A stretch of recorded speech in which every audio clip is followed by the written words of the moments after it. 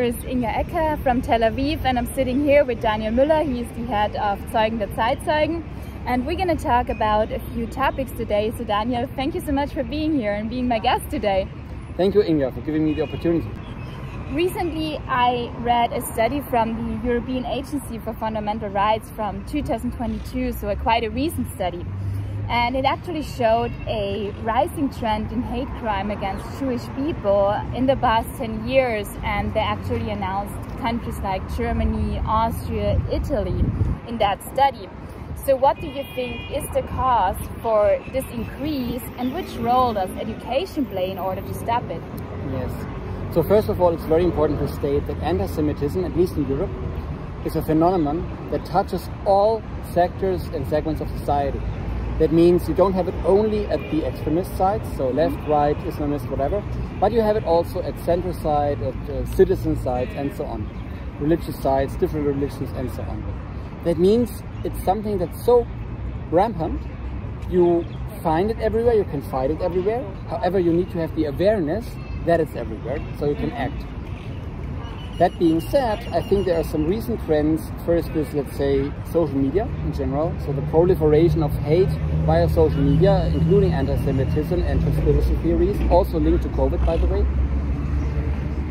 May I interrupt here? How is that linked to COVID, like the anti-Semitism? Yeah, I mean, there are the traditional anti-Semitic tales of some rich people, be they Jewish or not. Yes, okay. Controlling things, trying to push their agenda and so on, and sometimes they are being tagged Jewish or they are being tagged Israeli, or it's just that Weltfinanztum, like world financial whatever, so left out the Jew, but the same picture as in the 30s, by the way. And if you look in Germany especially, people went to the streets comparing themselves to Anne Frank or to Jews being persecuted only because they had some limitations in their private life because of COVID. There were no concentration camps, there were no mass shootings, there were no death camps, by the way, neither for all the COVID stuff globally, nor for Palestinian Arabs around Israel, right? So comparing to the Shoah, things that are maybe tough or bad, but by far not as tough and bad as history, is already a secondary part of anti-Semitism. And this we could see a lot. In addition, we have, of course, the challenge that I would say the population in Germany got more diverse. In general, we got more influx from northern African and countries until Pakistan. Right. And most of them are being raised in Muslim countries. They have their own education system, and some are, let's say, good or okay by Western standards, and some just fall behind a lot. In Syria, for instance, we did a study with Syrian refugees, and they told us from grade 6 they had every year political science, and political science class means 90% how to hate Israel, how bad Israel is, and so on, plus the media, plus a president. So if you come from such a environment full of hate and hatred, what do you think your mind will look like? Right. So you will be for sure biased a lot against Jews.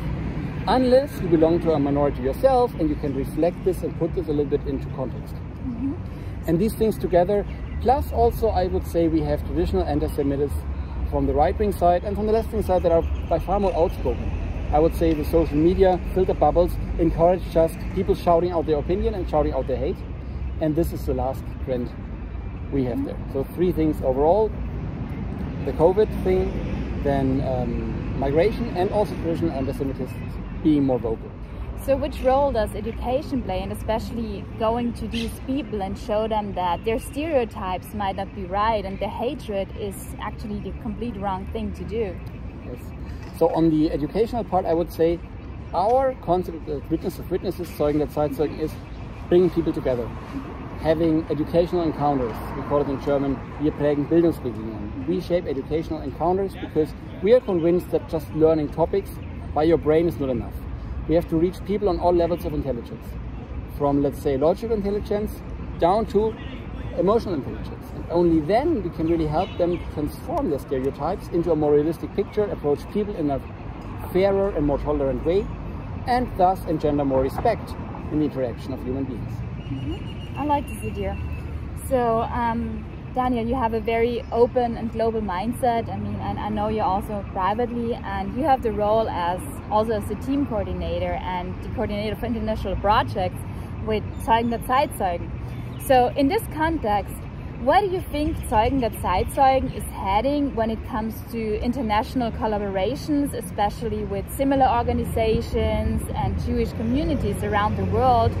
And I'm talking about expanding like creating educational awareness programs in other countries, a part of Germany, for example, in Europe or international countries, because as we just had the other topic before, there is clearly a need for that. Yes, so first of all, I have to say, because of history, I don't think we as Germans are the ones that should educate the others. First thing, very important. However, we see a very important need from the Jewish community worldwide to have collaboration and have strong partners. And because of this, we partnered first with Nachwelt Center in Israel. With them, we went to Poland to create contacts there and to see how we can strengthen collaboration, especially in the, I would say, Jewish and Christian sector. Because as you know, we have a mixed team. We have Jews in the team, we have Christians in the team, mainly Christians, we also have atheists in the team. But our strongest ties are to Christian communities, so here we can help out a lot with Jewish organizations. While in Germany, we work a lot with the young students, the Jewish Student Organization Germany, JSUD. And of course, families of Shoah survivors, their children and grandchildren going with us to universities, to schools, making videos, and so on. Globally, I would say beyond Poland or Eastern Europe, where we also have ties to Ukraine a little bit, we get, well, every second year some demands from the United States for people coming to Berlin that want to do projects and worship with us together.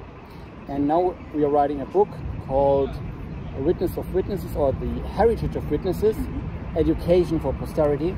And our vision is to translate this into English and also do it with American friends, partners, to scale it globally in a proper way, because I think it's a very important entry point for teachers in any country to quickly assess, okay, what shall I talk about the Shoah, how to translate things. However, I would say our biggest regional focus will be and stays Europe, plus the wider region, North Africa, Israel, and so on. Okay, this book also sounds very interesting. So it will be available for schools for educational purpose, but you can also purchase it like yourself from your website, or where is it available when it comes out? The channels are not fully published yet. It will be with the publisher Hendrich and Hendrich. Yes. And the communication will ramp up during the summer, 23, so this year. And it will be available as an ebook version and as a printed version, and it shall be really a handbook you can use, be it for copies, for just scanning things, using an example for your classes, or if you're a single or an individual person that is engaged in education with a youth group or with a church or with some other community, you can also use it to teach your young people in an interesting way, using multimedia and relevant facts and biographies to make the stories live and vivid. Okay, so you're also going to include biographies of the Holocaust survivors, for example, in this book. Exactly. But also latest political trends like the Abraham Accords with Israel and some Muslim nations, proliferating peace in a region that has been suffering from unrest for some decades.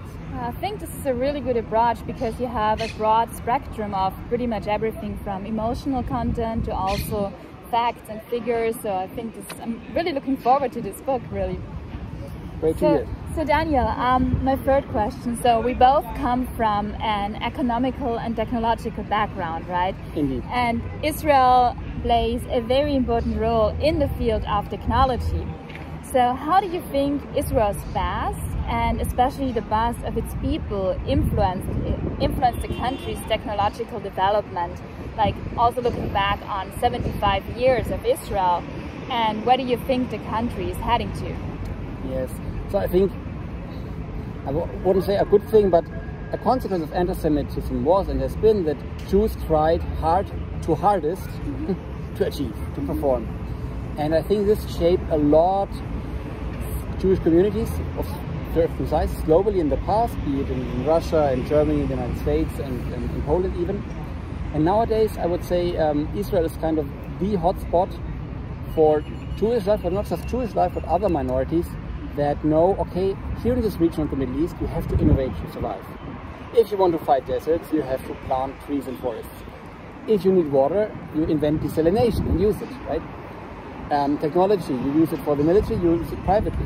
Biosciences, you use it to help people and also to evolve your sector in pharma, and so on. I think Israel has done a tremendous job in scaling this and shifting from socialism and the old style of redistributing things, which unfortunately we see currently again in Europe, but bring it to I would say a mixture of social responsibility plus a lot of free market economy. I would say we have in Israel more free market economy than in Germany, where we have a little bit more focus on the social side, but it's again more social than the United States, where you have almost just capitalism. Right. And I think they have been doing a great job to combine things. And you know, innovation is always about patterns. There are about 50 patterns of business innovation, and if you recombine these, you just have a new innovation. And Israel has just been doing a great job in doing this, plus scientific excellence, and of course also the security sector helping, pushing for innovation because they need it to survive. So you have a desperate need for innovation and people that just like it. And this combination brings them forward a lot. I think at least in the region, Europe, Africa, Middle East, Israel is the hotspot for any kind of innovation and startup. And what do you think the country will be heading to? You think it will grow even more in the future? Indeed, if you look at demography, you see the country growing organically and you see immigration. So I think in a few months Israel will jump above the 10 million. So the small country of Israel will have more people than Greece, for instance, just to give you some comparison. Yeah. And the challenge will be, I would say, to have a kind of proper democratic federal structure, balancing the interests of the different groups, not to fall back in a, I would say, typical Middle Eastern tribalism, but to continue to be a modern lighthouse for democracy and freedom for any group, with a Jewish character, but for any group freedom. And I think this is a great promise. And it's, I would say, some Israelis compare Israel to the United States. I would say Israel can be the United States of the Middle East in terms of being a positive example for freedom, or they can fall back to other patterns and become more similar to the neighboring countries. And I think this is a decision the people of Israel has to make, and I wish them a good decision in favor of freedom for everybody involved. So Daniel, when was the first time you came to Israel?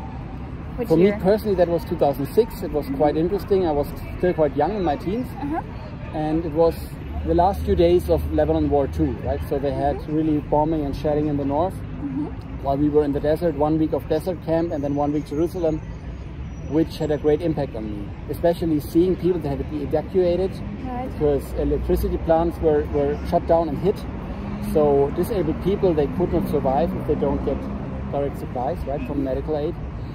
So people had to be relocated due to the war, and this in an already industrialized modern country touched me really a lot, because I would see, okay, yes, even a high developed country can be hit by war, not just terror, but war, and we need to react in this. Right. And that had a big impact on me, growing lots of sympathy for both Israel and also, let's say, learning more about security architecture and the situation in Europe. So I think many countries in the region can learn a lot from Israel. Yeah, I think so. And that was like just 17 years ago. Yes. So maybe just to give our listener a perspective of how fast this country is developing, which growth or which developments have you encountered personally in Israel in the past 17 years since you came here the first time? I think most prominent examples are the bigger exits. So before it was like you had an Israeli founder doing something and then selling it for a few million and founding something again, but it was all about just a few million or double-digit million. And then with Waze, they started to have, or Mobileye, they started to have exits of like 1 billion, or even I think amounting up to 13 billion US dollars, so, which are really big exits, right? So there are groups that have this level of revenues. And I think here Israel matured a lot in terms of developing its own tech sector, also with the collaboration, attracting even the traditional German automotive sector in 2016, coming here in a stronger level. We know also from our professional background. So I think they've been doing a great job on the technology side and on the economic side. What I think is still going on is the further development of society and let's say common identity, I would say.